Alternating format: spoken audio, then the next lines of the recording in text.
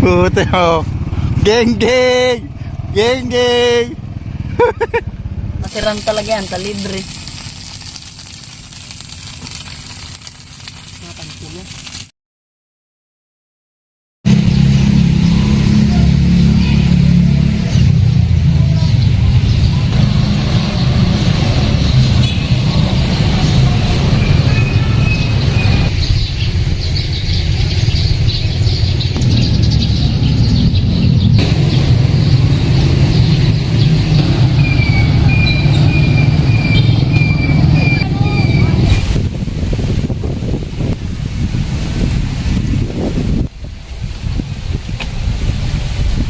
So ito na ngayon guys ang aming kubo.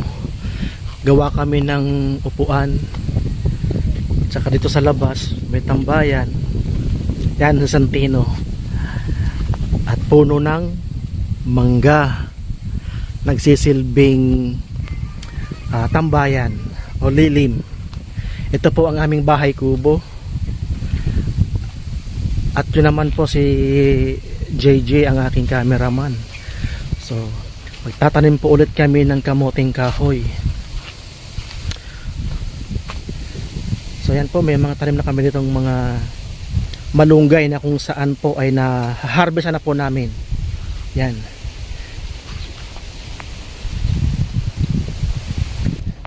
So ito pa ang aming mga tanim na laing, gabi. Yan, doon pa yan sa dulo. So mga buhay na po yan.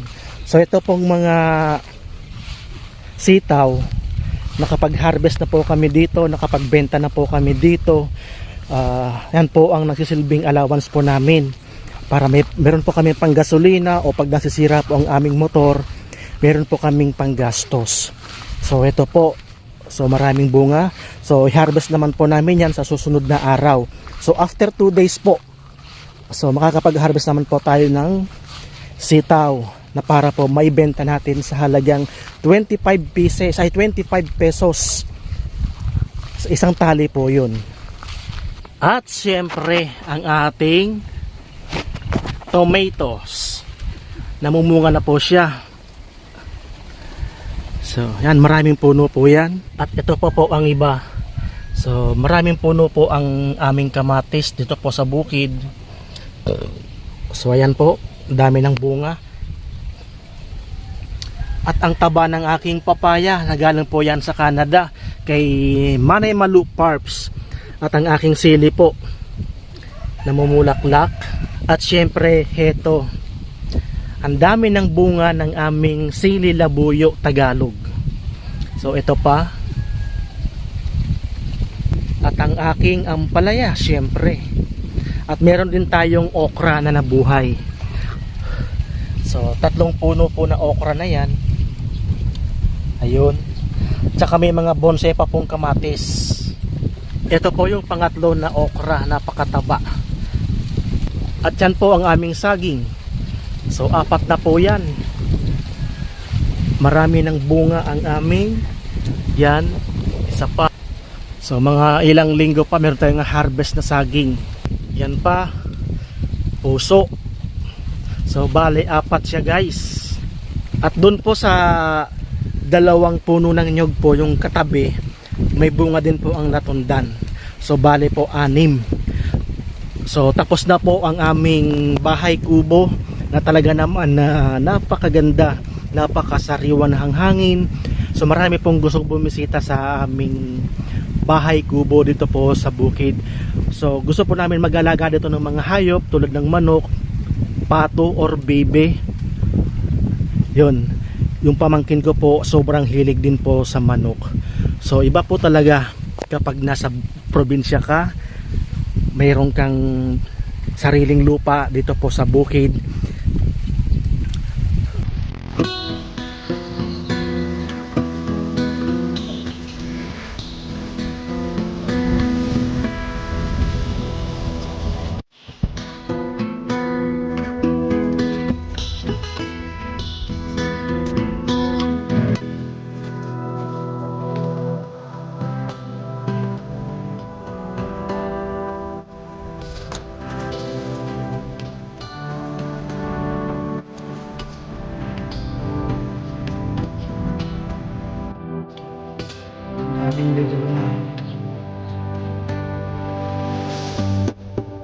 dito. Pakalat-kalat.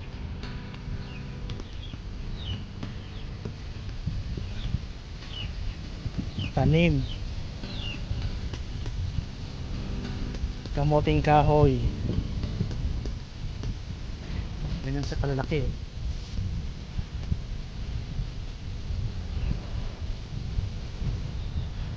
Ang daming latundan. At yun ang isa.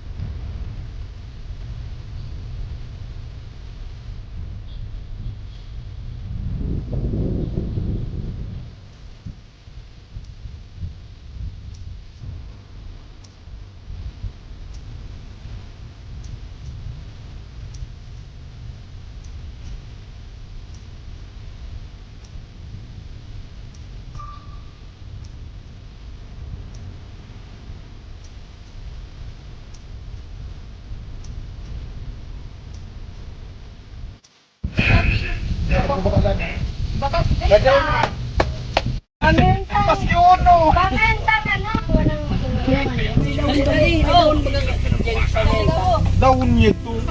Bilog. Oh, mga marawot. Oh, pa, kulit ka mo. Baraklay ka mo. Kasi bro, nag-aasuwa. Alikam sa pangarwa.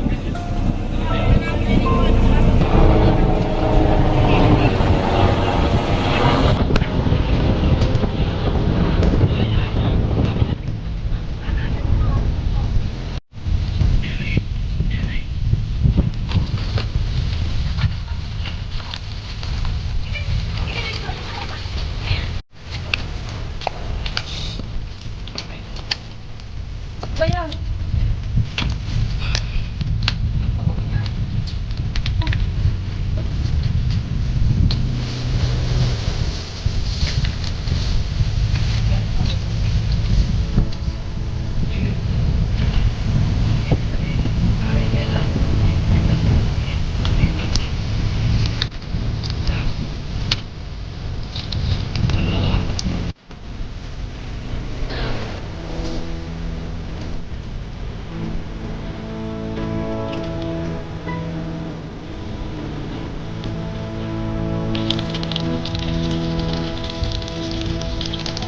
Dito sa nga, dito sa nga.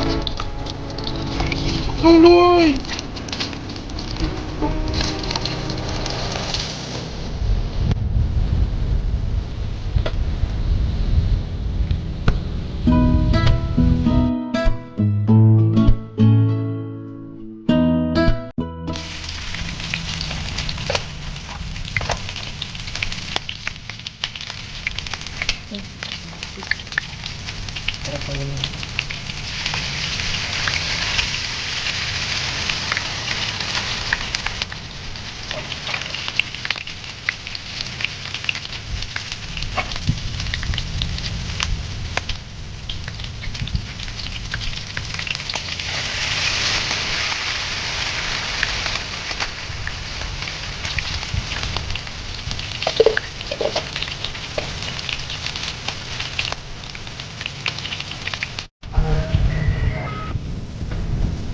Ito yung kasabang sarap.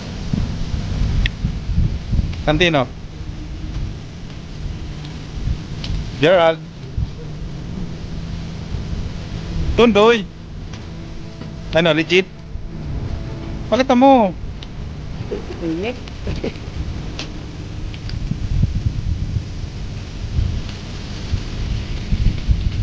Santi.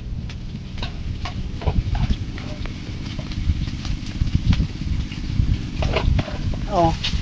Ipatoyan mo. Oh, palitan na ninyo. Okay. Siguro sa, oh, yan, sak. Ito. Nuda. Di ko akong sad panara. Ang kunay ka padara. Ay, Ito baga. legit. Pag-uli.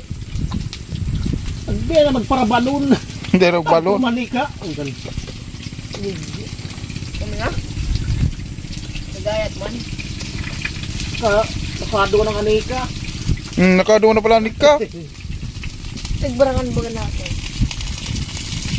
Hisay. Ha? Tari ka makiling. Lagod.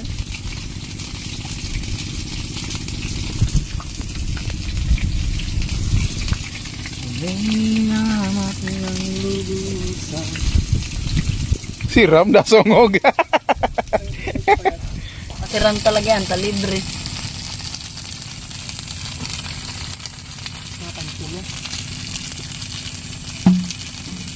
So, saan na pagtulog? Oh, muna ang tayo nun. Hindi nga. Oh, kisa ini, dakulo. Ako niyan. Say mo.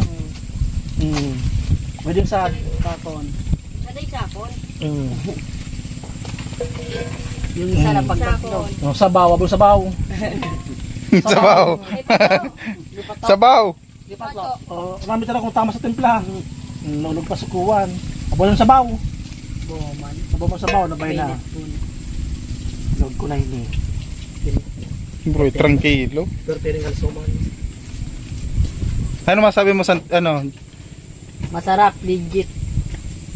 Masarap, legit. Puto. Geng geng. Geng geng. Tricycle sa motor. Oh. Inete, Superman.